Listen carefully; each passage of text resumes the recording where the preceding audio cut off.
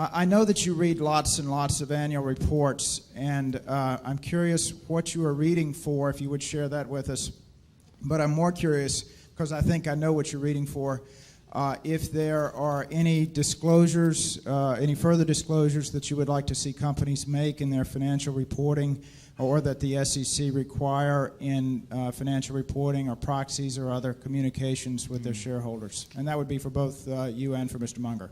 Yeah, the main thing that they can't mandate in annual reports, I really like to have, I like to know as much as I can about the person that's running it and how they think about the business and what's really going on in the business. In other words, I would like to have a report that would be identical to what if I owned half of a company but was away for a year and I had a partner who owned the other half. When I came back, that he would tell me about what had taken place during the past year and what he foresaw coming up and all of that.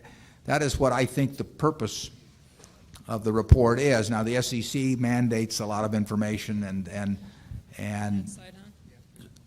some of that is helpful, but there's an intent behind the report. I mean, if it's a sales document, I'm less interested.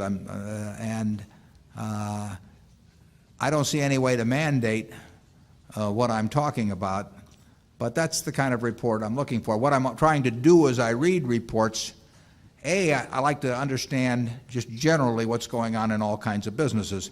If we own stock in a company, in an industry, and there are 8 other companies that are in the same industry, I want to own or be on the mailing list for the reports for the other 8, because I can't understand how my company is doing unless I understand what the other 8 are doing. I want to have the perspective of, in terms of market share or what's going on in the business or their margins or the trend of margins or all kinds of things that I can't get unless I know. I can't be an intelligent owner of a business unless I know what all the other businesses in that industry are doing. And so I try to get that information out of a report. If I'm thinking about investing in a specific company, I try to size up their business and the people that are running it. And over the years, I found reading a lot of reports to be quite useful in terms of making business decisions at Berkshire. If we own a whole of a business, I want to own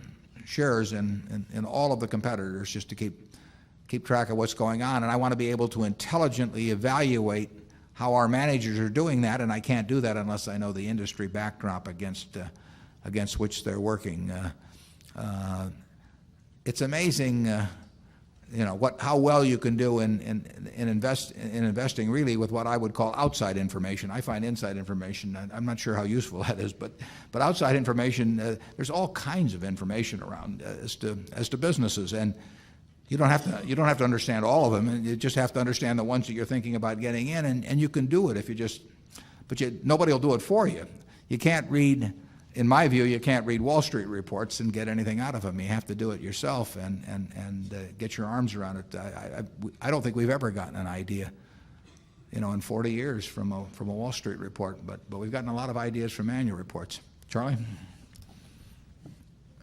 What I find is that it takes a long time to read the annual report, even if it's a comparatively simple business.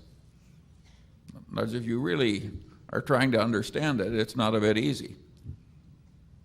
Yeah, I would say that on average in a business we're really interested in, even though we know what to skip to some extent, what to read, I mean, it's going to be 45 minutes or an hour on a report, and if there are 6 or 8 companies in the industry, that's going to be 6 or 8 hours perhaps, and then there are quarterlies and a lot of other. I mean, the way you learn about businesses is by absorbing information about them, thinking it, deciding what counts and what doesn't count, relating one thing to another, and that's the job.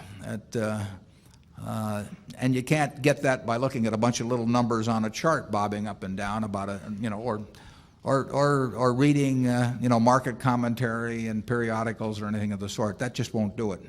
You've got to understand the businesses. That's where it all begins and ends.